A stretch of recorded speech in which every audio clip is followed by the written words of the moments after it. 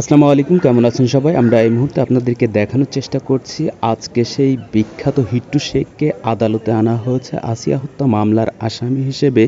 হিট্টু শেখ, তার স্ত্রী, তার 2 সন্তানকে আজকে চিফ জুডিশিয়াল আদালতে আনা হয় এবং এরপরে দায়রা জজ আদালতে নিয়ে যাওয়া হয়। শিশু ও নারী নির্যাতন মামলায় তাদেরকে জিজ্ঞাসাবাদ এবং শুনানি কার্যকর হয় এবং জিজ্ঞাসাবাদ এবং শুনানি শেষ করে তাদেরকে আবারও নিয়ে যাওয়া হয়।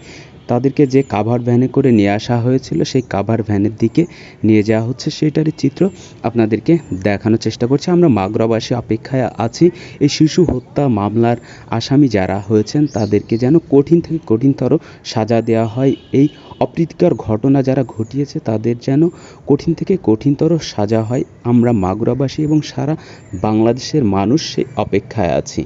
হিট্টু শেখ এবং তার পরিবার সদস্যদেরকে কড়া নিরাপত্তায় কাভার ভ্যানের দিকে নিয়ে যাওয়া হচ্ছে।